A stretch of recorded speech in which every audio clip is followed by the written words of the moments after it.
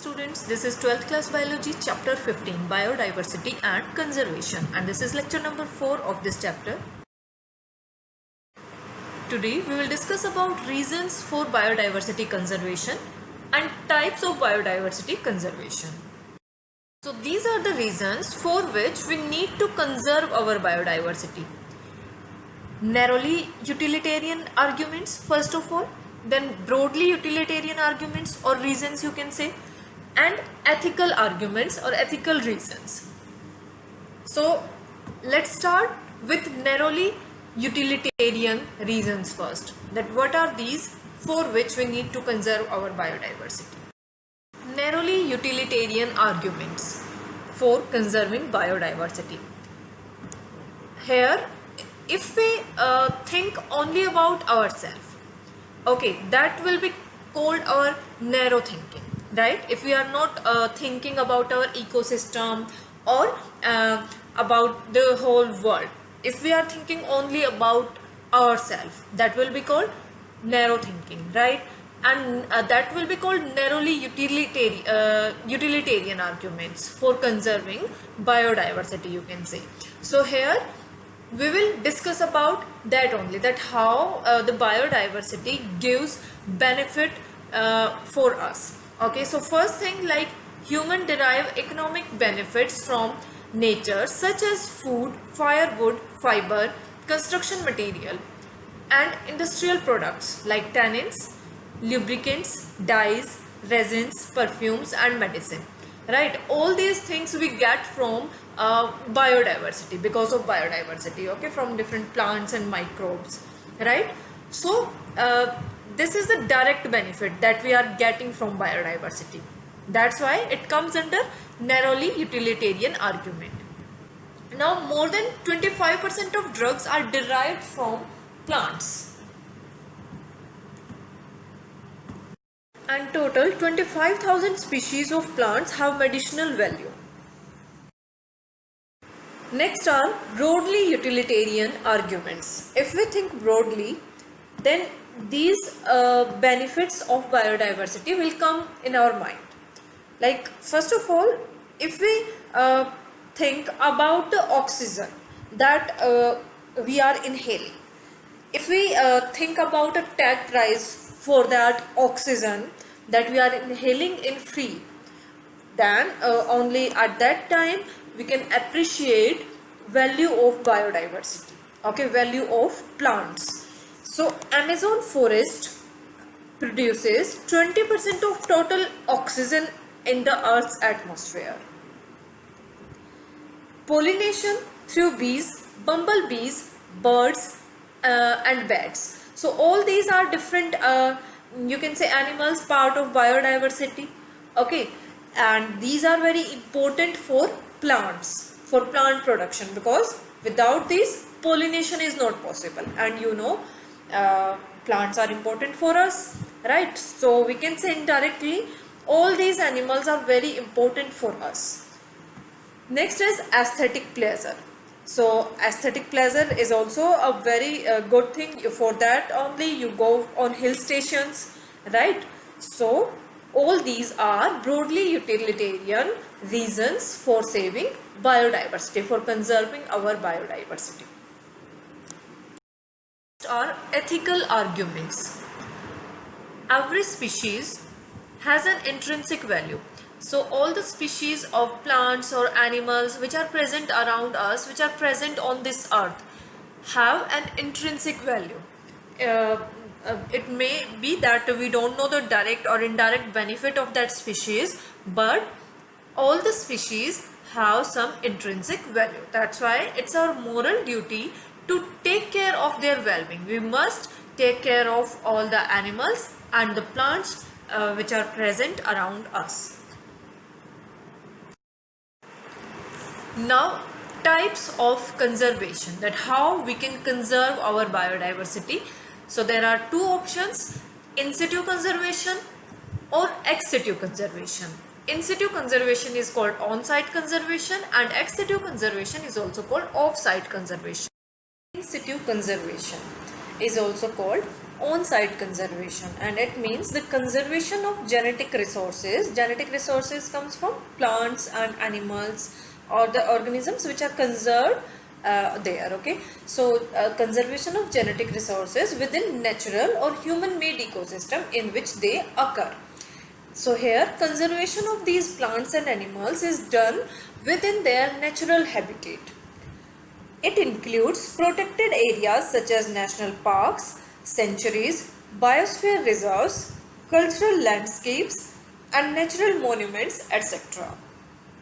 So these natural habitats of different plants and animals can be converted into these areas, like these can be converted into national parks, sanctuaries, biosphere reserves, etc. Okay, and that will be called in situ conservation or on-site conservation of those particular species. Now India has 14 biosphere reserves, 90 national parks and 448 wildlife sanctuaries for conserving biodiversity. Now let's understand what are these different on-site conservation methods are, like what is done here in national park, how these are different from each other, like national parks and biosphere reserves. So national parks, here strictly these areas are strictly reserved for the welfare of wildlife, where private ownership, cultivation, grazing, etc. are prohibited. Okay, in these areas only animals and plants, the native animals and plants of that area are present. Okay, and that is completely for the welfare of that wildlife, those wild animals and plants. And private ownership is prohibited there. Also the activities like human activities like cultivation and grazing, these are prohibited in that area.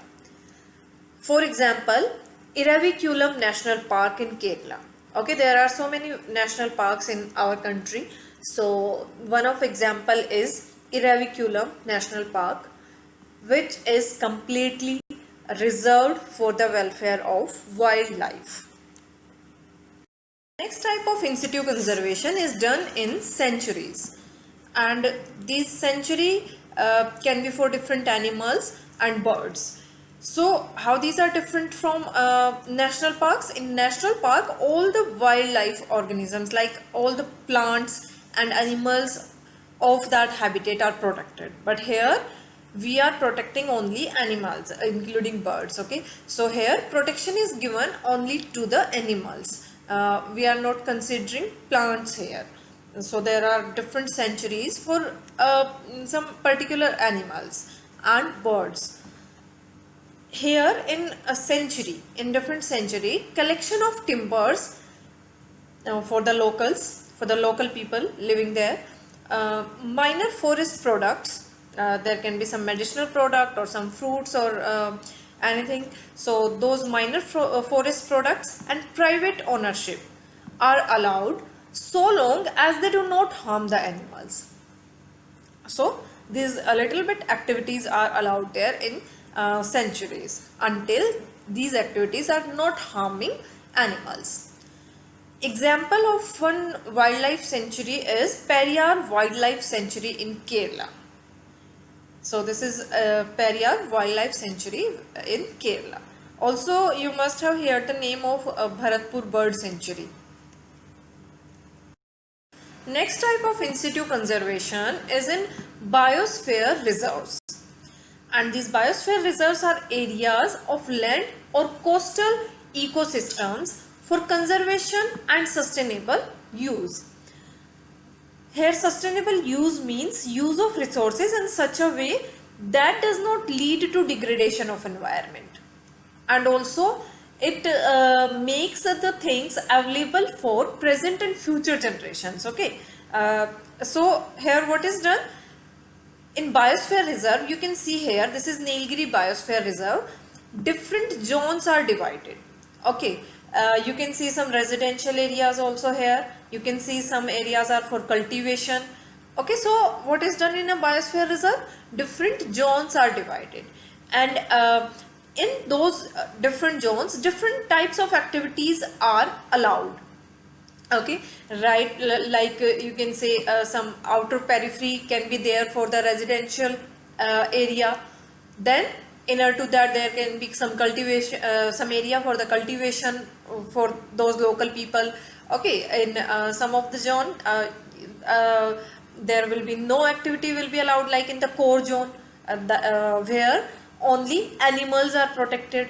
Okay, so in biosphere reserve, zones are divided like this for the sustainable use. Type of in situ conservation is sacred groves or sacred forest. So sacred groves are forest fragments.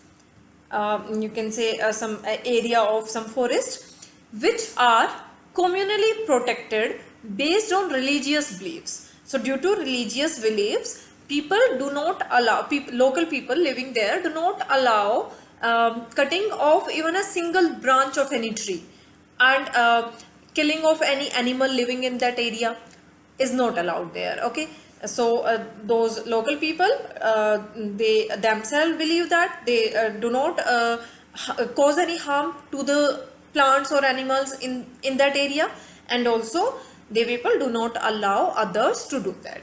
Okay, so due to religious beliefs, those areas are conserved for biodiversity. Okay, the biodiversity that is present there, the different species of plants and animals which are present in those areas, that is totally conserved due to religious beliefs. And these are examples of some sacred groves in India, like sacred groves in Khasi and Janshia Hills in Meghalaya, Aravalli Hills of Rajasthan, Western Ghat regions of Karnataka and Maharashtra, and Sarguja, Chanda, and Bastar.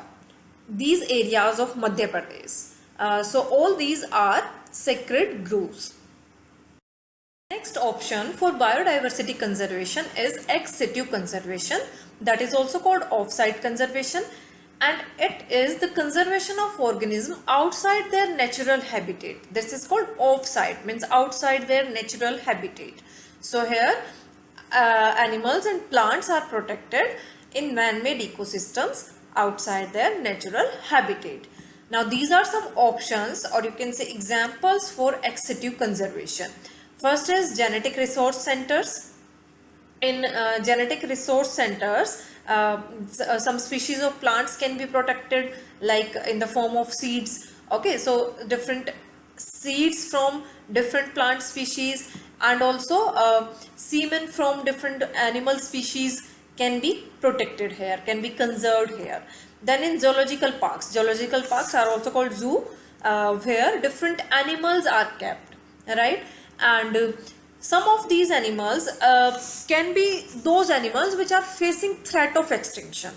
So it will be a very good option for those animals to protect, because it sometimes if only last few members of any animal species are left, okay, that animal species is facing threat of extinction and last few members are left, then it can be riskier to keep those animals in national park or in sanctuary or in biosphere reserve. So in that case, zoological parks are very helpful, right? The next option is wildlife safari parks. So here also many animals are conserved, different animal species are conserved, and these wildlife safari parks are also gives recreation for the human. Then botanical gardens. In botanical gardens also some plant species which are facing threat of extinction, like in zoological parks those animals are kept. Okay, so likewise in botanical gardens, plant species which are facing threat of extinction can be protected. Okay, so botanical gardens are also a good option for conserving bio many species of plants, because a very good care is done here in botanical gardens. Then next option is gene banks. So DNA from different species of plants and animals can be conserved here in gene banks. Then cryopreservation is also an option. in cryopreservation, different biological entities are protected in liquid nitrogen at very low temperature. Okay, so all these are options for ex situ conservation of biodiversity. After that, hotspot, one more option for conservation of biodiversity. So hotspots are the regions with very high species richness, high degree of endemism. Endemism means that species is confined only to a specific region. Okay, so hotspots are those areas if some plant or animal species is present in that area and that is confined only to that area. That is not that species of plant or animal is not present anywhere else. So we will say that species is endemic for that area. Okay, that property is called endemism if that species is found only in that area. Okay, so those areas in which there is high species richness and high degree of endemism is found, those but most threatened. Okay, but you can say those species living there are facing threat of extinction. Okay, so those areas are called hotspots. There are total 34 hotspots in world. 3 hotspots cover India's biodiversity regions like Western Ghats and Sri Lanka, Indo-Burma and Himalaya. These are 3 hotspots in India.